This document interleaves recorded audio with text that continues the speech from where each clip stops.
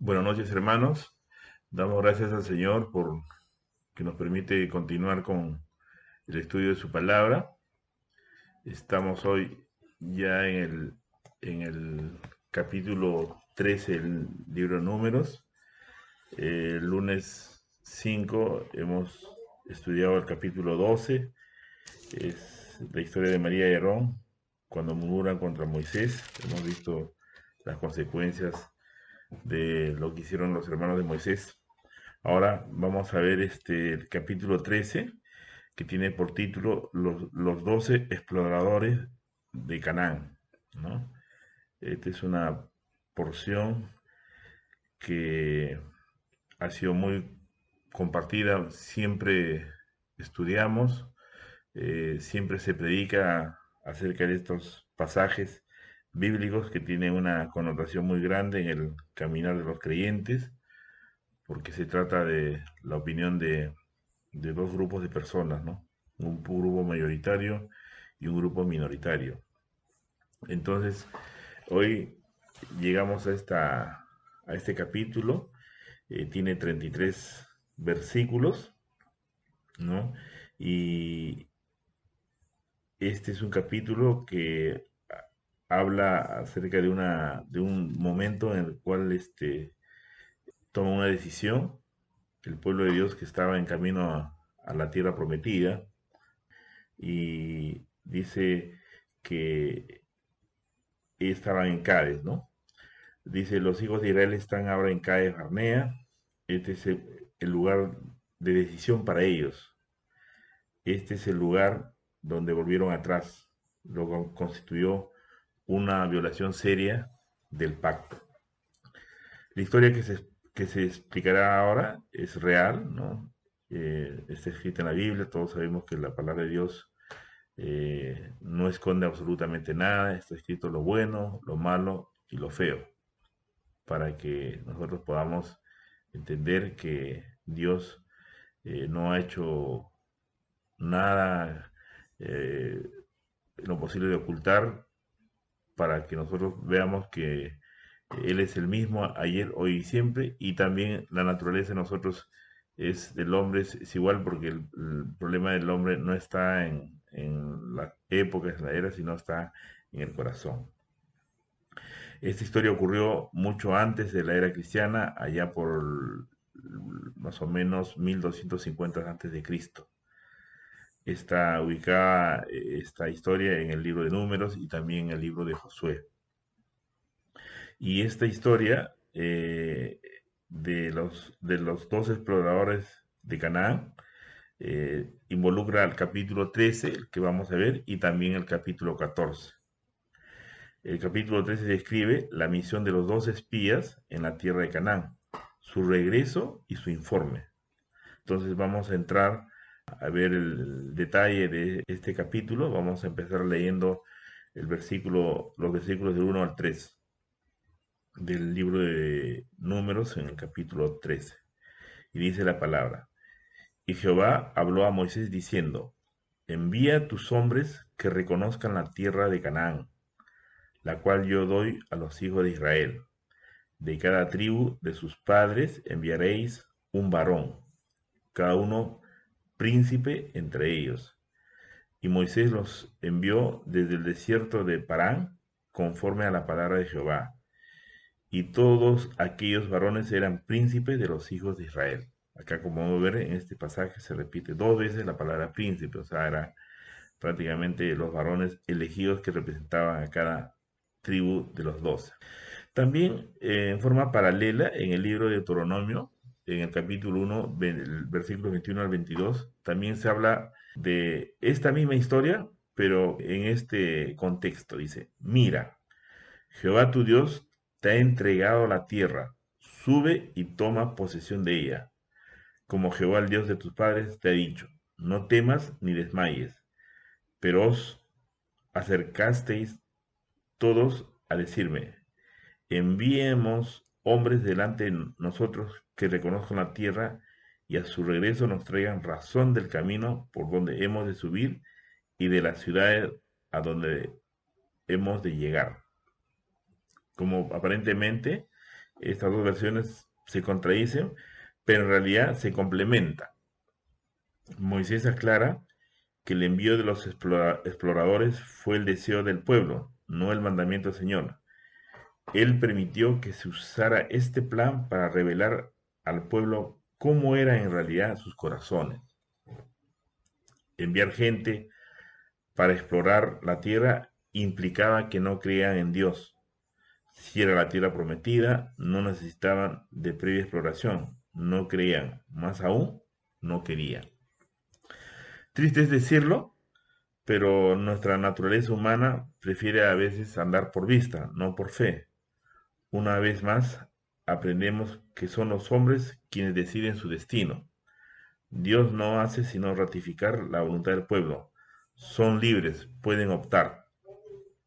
Siempre necesitamos un cuadro compuesto y completo de la palabra de Dios, porque muchas veces un cierto aspecto de una verdad es expuesto en un pasaje bíblico y otro aspecto es presentado en otro lugar. Por ejemplo, necesitamos los relatos de los 4 evangelios para tener una apreciación completa y total de nuestro Salvador, de nuestro Mesías Jesucristo. Al parecer, esta iniciativa de enviar espías proviene de parte de Dios, pero en realidad lo que ocurrió es que Dios estaba haciendo esto en respuesta a una petición del pueblo, ¿no? Eh, Escuchemos, mira, nuevamente lo que dice Deuteronomio capítulo 1, versículos 20 al 22. Entonces os dije, habéis llegado al monte del Amorreo, el cual el Señor nuestro Dios nos da. Mira, el Señor tu Dios te ha entregado a la tierra, sube y toma posesión de ella, como el Señor, el Dios de tus padres, te ha dicho. No temas, ni desmayes. Pero os acercasteis todos a decirme, enviemos varones delante de nosotros que reconozcan la tierra y a su regreso nos traigan razón del camino por donde hemos de subir y de las ciudades a donde hemos de llegar. Ahora, la idea de enviar espías a la tierra no fue de Dios.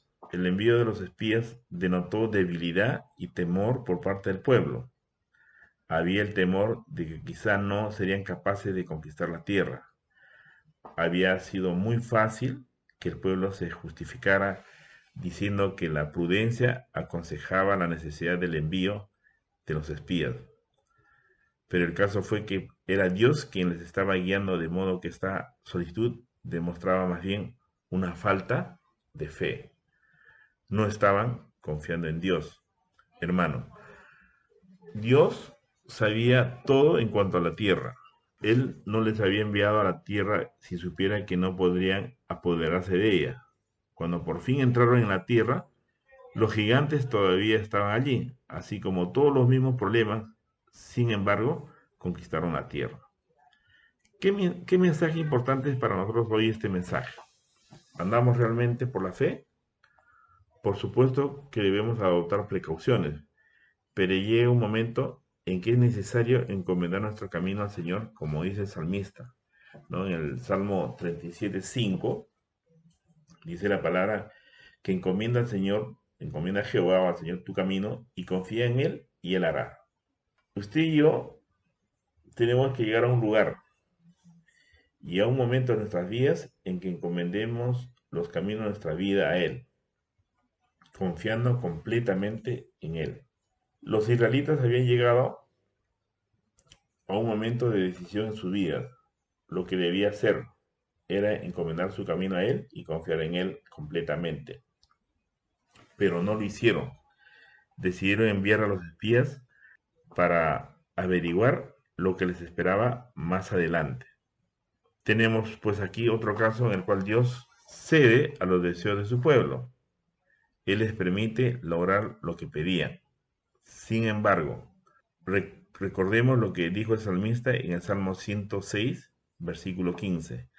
Y Él les dio lo que pidieron, mas envió mortandad sobre ellos. Entonces, muchas veces sucede esto, ¿no? Que nosotros podemos pedir una cosa, pero nosotros siempre debemos confiar más en Dios que, que basarnos en nuestra propia prudencia, porque la palabra de Dios dice que los pensamientos de nuestro Dios y su camino son mucho más altos, porque Él está en los cielos y tiene todo el panorama completo. Ahora, después de demostrar su falta de fe y confianza en Dios, Dios dispone que se envíen los espías a la tierra y así contesta su petición. Él ordena que se haga de una manera ordenada y que un príncipe de cada tribu sea escogido. Y esto podemos ver en los versículos del 4 al 16, ¿no? Dice, estos son sus nombres. De la tribu de Rubén, Samúa, hijo de Zacur. De la tribu de Simeón, Safat, hijo de Ori. De la tribu de Judá, Caleb, hijo de Jefone. De la tribu de Isaacar, Igal, hijo de José. De la tribu de Efraín, Oseas, hijo de Nun. De la tribu de Benjamín, Palti, hijo de Rafú. De la tribu de Zabulón, Gadiel, hijo de Sodi. De la tribu de José, por la tribu de Manasés, Gadi, de Susi. De la tribu de Dan, Amiel, hijo de Gemalí. De la tribu de Aser, Setur, hijo de Micael. De la tribu de Neftalí, Naví, hijo de Babsi. De la tribu de Gad, Jeuel, hijo de Maki. Estos son los nombres de los hombres que Moisés envió a reconocer la tierra. A Oseas, hijo de Nun, le puso Moisés el nombre de Josué. Entonces, acá aparecen prácticamente la elección de los espías, que eran los príncipes de cada tribu, ¿no? Haciendo un resumen por las características. Hay una concordancia de Jung, encontré esta porción que dice, referente a Dios, Efraín fue Oseas, o que sí, finalmente fue Josué, y dice el significado, él salva. De Benjamín, Palti, que significa Jehová entrega. De Neftalí, Naví, oculto. De Gad, Jejuel, majestad de Dios. Referente a fuerza y liberación. Isaacar, Igal, él redime. De la tribu de Zabulón, Gadiel, fortuna es Dios. De Manasés, Gadi, afortunado. De la tribu de Dan, Amiel, Dios es mi pariente. Referente al carácter, su carácter, Rubén, Samúa, reconocido. Simeón, Safat, él ha juzgado. De Judá, Caleb, valiente. Aser, de la tribu de Aser, Setur, que es escondido. Entre todos estos, los únicos que realmente nos interesa, ¿verdad? Son los que aparecen en los versículos 6 y 8. El versículo 6 habla de la elección de los espías, pero nos habla de la tribu de Judá a Caleb, hijo de Jefone. Y en el versículo 8 dice de la tribu de Efraín, Oseas, hijo de Nun. Ahora, Oseas, todos sabemos que fue de Oseas, su nombre, el cual fue designado, fue Josué. Más adelante sabremos más en cuanto a estos dos hombres extraordinarios que trajeron el informe minoritario, es decir, el informe que ciertamente llegaba a conclusiones contrarias al que presentaron los otros 10 espías. Entonces, en los versículos 17 al 20, dice, es la misión, es el encargo que se les entrega, ¿no? Se les da.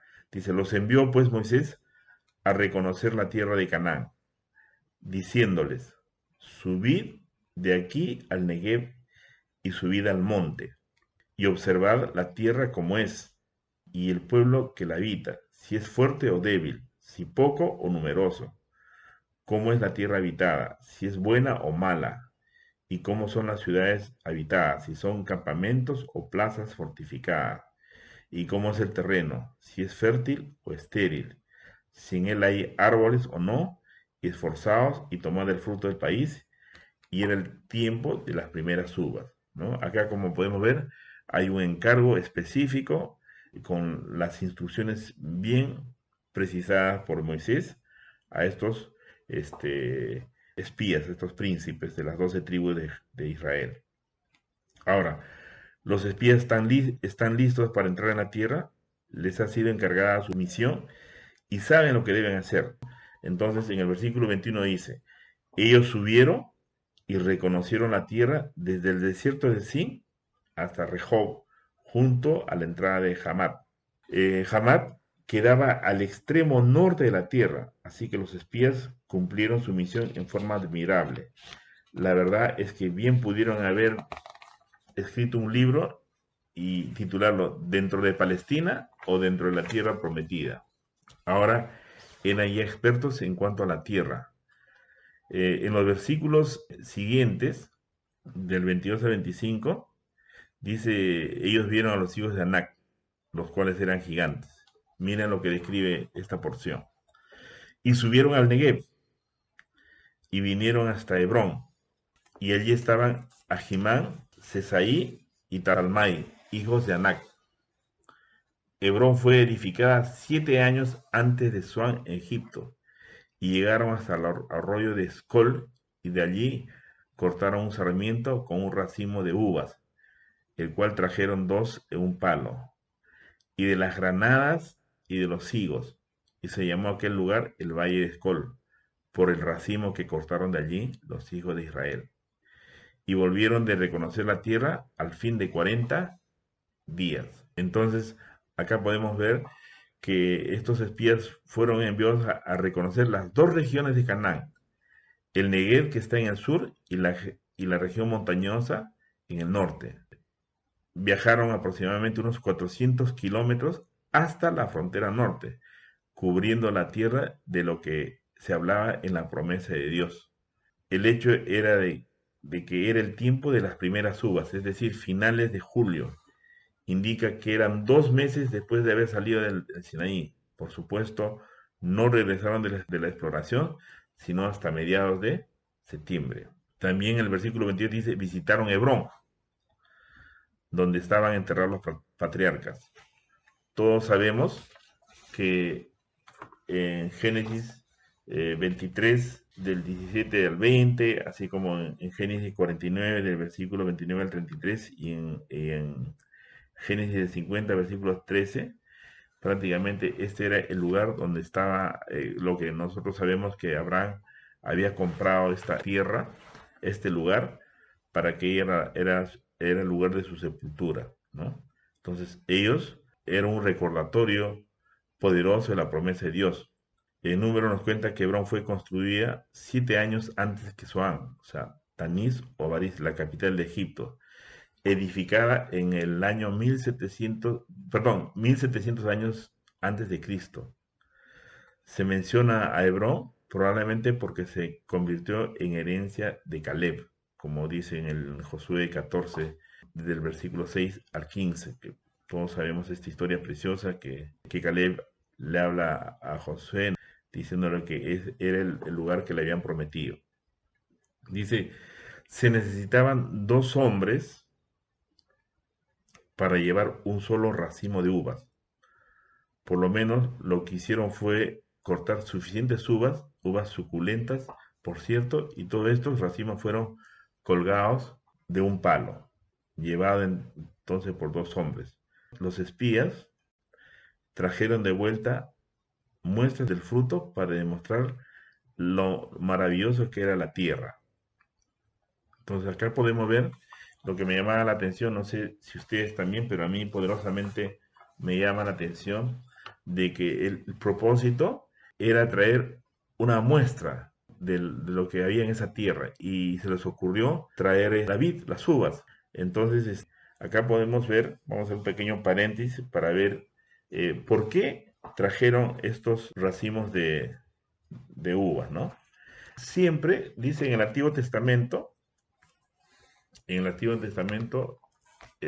la vid representa al pueblo de Dios. En el Salmo 80, vamos a leer brevemente, dice en versículos 8 y 9, dice, hiciste venir una vid de Egipto, echaste las naciones y la plantaste, limpiaste el terreno para ella, hiciste arraigar sus raíces y llenó la tierra. Entonces acá podemos ver, y hay muchos más pasajes bíblicos que habla acerca de la vid, que siempre representa a Israel. Acá podemos ver eh, que es amado y protegido del Señor, pero que por su orgullo, testarudez, idolatría y desobediencia continua, se convirtió en una vid salvaje que solo producía uvas amargas. Eso tenemos un pasaje conocido en Isaías 5. Entonces, acá podemos ver que siempre la vid representa, como podemos ver en este Salmo 80 y muchos pasajes bíblicos también, a Israel. En el Nuevo Testamento tenemos un precioso versículo en el Evangelio de Juan que habla de Jesús, ¿no? Como la vid verdadera. Jesús dice en el capítulo 15 de Juan: yo soy la vid verdadera y mi Padre es el labrador. Todo pámpano que en mí no lleva fruto lo quitará, y todo aquel que lleva fruto lo limpiará, para que lleve más fruto. Ya vosotros estáis limpios por la palabra que os he hablado. Permaneced en mí y yo en vosotros. Como el pámpano no puede llevar fruto por sí mismo si no permanece en la vid, así tampoco vosotros si no permanecéis en mí. Entonces, que podemos ver acá una visión muy linda de lo que representa en verdad la vid, que significa Israel. El otro fruto que menciona esta porción es el granado. Los egipcios la utilizaban como fruta y medicina, y para el pueblo judío era el símbolo de la concordia mencionada varias veces en la Biblia. Además, la figura de la granada se empleó para adornar las vestiduras sacerdotales. Como dice, en el borde, en Éxodo 28:33 dice: en el borde inferior harás granadas de hilos azules, púrpuras y escarlatas, todo alrededor de su borde, y entre ellas campanillas de oro alrededor. Igualmente dice en la construcción del templo de Salomón, dice: igualmente los capiteles de las columnas del templo de Salomón estaban adornadas con estas frutas. Entonces hizo las columnas. Había también 2 hileras de granadas alrededor de la red para cubrir los capiteles que estaban en el extremo superior de las columnas. Hizo lo mismo en el segundo capítulo. Eso está en Primera Reyes, capítulo 7, versículo 18. Y por último, la otra fruta que se menciona acá es la higuera. El árbol de la higuera aparece en múltiples textos bíblicos. Uno de estos árboles Jesús lo maldijo, ya que uno de ellos no daba los frutos que se supone que debía de dar. Este árbol era básico en sus tiempos en concepto de alimentación. En concepto metafórico aparece en la Biblia refiriéndose a que si te sientas bajo la higuera, estás en un lugar, dice, relajado y tranquilo, haciendo referencia en este término como tener tranquilidad y paz. Cuando Jesús hace una comparación con dos tipos de higos, el que dará frutos y el que no, refiriéndose a que se puede saber, conociendo las hojas de este árbol, los falsos profetas de los auténticos. Y no nos olvidemos que en el Evangelio de Mateo 24:32 dice la palabra que aprended de la higuera. Esta es una porción que nos habla de Israel para estos tiempos, ¿no? De la higuera dice: aprended la parábola. Cuando ya su rama está tierna y brotan las hojas, sabéis que el verano está cerca. Y todos sabemos hoy que esta porción que está en el Evangelio representa a Israel, porque todos hemos visto que en estos últimos 70 años, un poco más de 70 años, hemos visto cómo ha prosperado, cómo ha sido restaurado Israel, y que hoy día viene a ser una nación reconocida en todo el mundo. Y otra cosa que es prácticamente para nosotros los hijos de Dios es el reloj de Dios. Entonces, como podemos ver, estos tres frutos que se menciona en esta misión y que fueron llevados como testimonio de lo que era la tierra prometida, representa a Israel. Entonces, en los versículos 26 y 27, ellos presentan el informe del viaje de reconocimiento. Dice: la confirmación de los hechos es esta porción. Y anduvieron y vinieron a Moisés y a Aarón y a toda la congregación de los hijos de Israel en el desierto de Parán, en Cádiz, y dieron la información a ellos y a toda la congregación, y les mostraron el fruto de la tierra, y les contaron diciendo: nosotros llegamos a la tierra a la cual nos enviaste, la que ciertamente fluye leche y miel, y este es el fruto de ella. Entonces estaban presentándose, trayendo los frutos que producía la tierra prometida. Dios tenía toda la razón cuando dijo que era una tierra en la que la leche y la miel corrían como el agua. Ahora ellos solo estaban confirmando lo que Dios ya les había dicho. Pero continúan dando su informe y en los versículos 28 y 29 dice una mala interpretación de aquellos hechos. Mas el pueblo, dice, que habita aquella tierra es fuerte y las ciudades muy grandes y fortificadas. Y también vimos allí a los hijos de Anac. Amalek habita el Negev, y el Leteo, el Jebuseo y el Amorreo habitan en el monte, y el Cananeo habita junto al mar y a la ribera del Jordán. Ahora, esto era verdad, era una realidad que había gigantes en la tierra. Las ciudades estaban amuralladas y bien protegidas. Su informe era correcto, pero lo interpretaron mal. Allí fue donde se equivocaron, y esta mala interpretación de los hechos la vemos también reflejada en los versículos finales de este capítulo, el 31 al 33. Mas los varones que subieron con él dijeron, no podremos subir contra aquel pueblo, porque es más fuerte que nosotros. Y hablaron mal entre los hijos de Israel de la tierra que habían reconocido, diciendo, la tierra por donde pasamos para reconocerla es tierra que traga a sus moradores, y todo el pueblo que vimos en medio de ella son hombres de grande estatura. Y también vimos allí gigantes, hijos de Anac, raza de los gigantes, y éramos nosotros, a nuestro parecer, como langostas, y así les parecíamos a ellos. Efectivamente, los hijos de Anac eran una raza de personas anormalmente grandes. La familia de Goliat puede haber descendido de estas personas.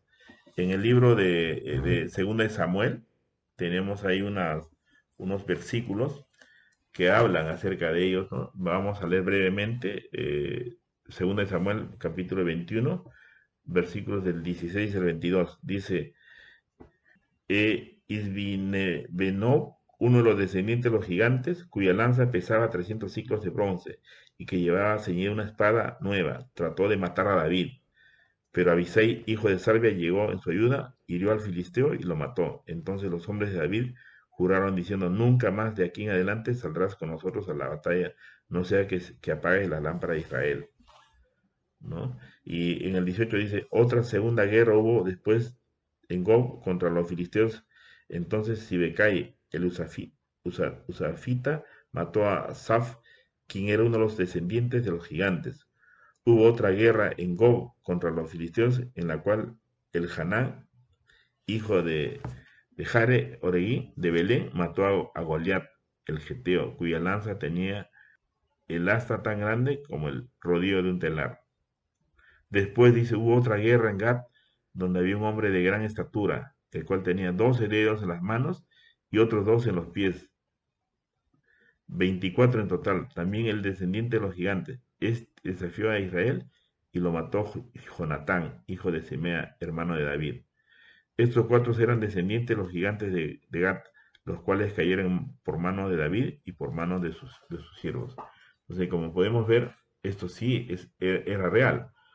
Los hijos de Anac, también llamaban nefilitas, eran gigantes que habitaron la tierra antes del diluvio, como eso está en Génesis 6.4. La palabra hebrea para gigantes es la misma que se usa en Génesis 6.4.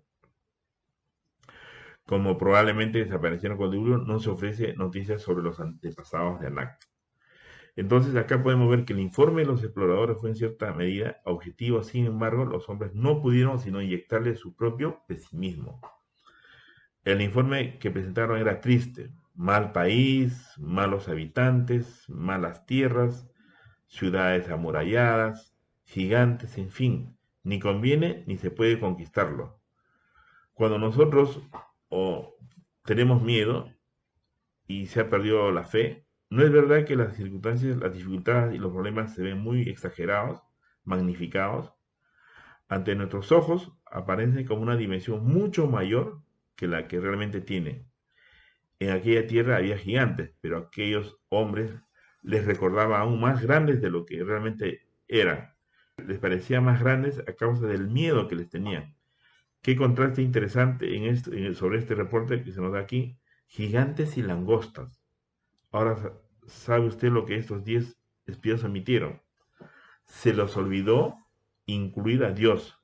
Se compararon con los gigantes, viéndose como langostas.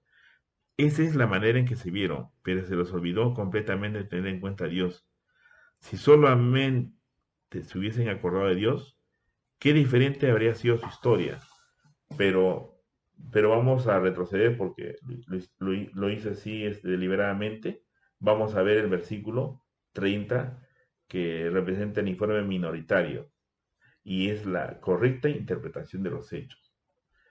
Entonces dice en el versículo 30, entonces Caleb hizo callar al pueblo delante de Moisés y dijo, subamos luego y tomemos posesión de ella, porque más podremos nosotros que ellos.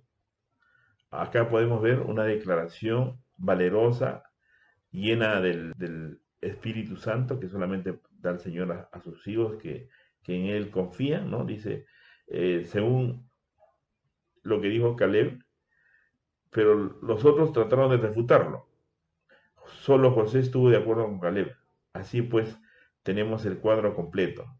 Este informe concuerda perfectamente con los hechos.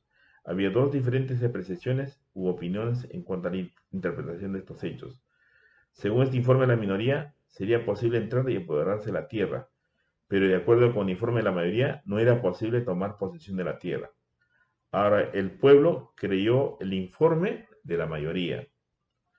No creyeron que les fuera posible tomar posesión de la tierra. Entonces, finalmente, ¿cómo podemos resumir este capítulo? Nos presenta un relato breve de los acontecimientos con respecto al reconocimiento de la tierra prometida. Compara las reacciones diferentes de los representantes de las 12 tribus. Identifica los desafíos para apropiarse de las promesas de Dios. Reflexionar en la promesa del reino venidero. Entonces, ¿cómo podemos resumir? La incredulidad siempre ve los obstáculos, la fe siempre ve las oportunidades. Si hay dificultades en el camino del creyente, ¿cuánto más hay en el de aquel que vuelve atrás? Por eso que la palabra de Dios dice, la fe es la certeza de lo que se espera y la convicción de lo que no se ve. Acá podemos ver en este relato, como resumen, la fe grande, porque todos sabemos que la fe es un don, es un regalo de Dios, que viene como resultado de oír la palabra de Dios. Y Josué y Caleb oían la palabra de Dios. ¿Cuánto más? O sea, Josué, que prácticamente vivía a los pies de Moisés como su discípulo, y Caleb también era contagiado de esa misma fe. Y por eso que eso hace prácticamente la diferencia, porque cuando nosotros le creemos al Señor, prácticamente Él, ¿qué hace? Nos da ese Espíritu Santo que nos permite tener esa comunión íntima con el Señor. Por eso dice la palabra, la comunión íntima con Jehová es con los que le temen, y a ellos les revela su plan. Dios les estaba revelando a Caleb y José lo que realmente ocurriría. Entonces, las consecuencias de esta falta de fe las veremos en el estudio del capítulo siguiente, porque el capítulo 14 nos relata todo lo que realmente puede conllevar un informe errado de estas encomiendas que el Señor nos da y en el que lo que nos demuestra es que no muy pocos confían y la gran mayoría no confían. Y eso realmente es muy peligroso en este peregrinaje, en este caminar con el Señor. Este es el resumen con el cual podemos concluir este estudio del capítulo 13 y la próxima semana vamos a continuar con el capítulo 14 que es un complemento acerca de este tema que es el envío de los espías a la tierra prometida. Que Dios lo bendiga, hermano.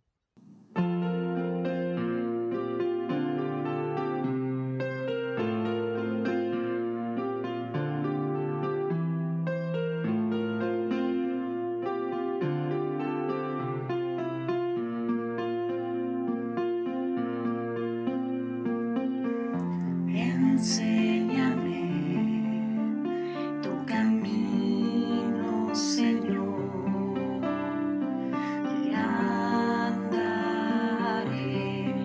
en tu luz. Dame un corazón entregado a ti para honrarte, oh Dios. Purifícame, límpiame, Señor, y líbrame de lo que impida el fluir. Purifícame, límpiame, Señor, y líbrame de lo que impida el fluir de tu amor.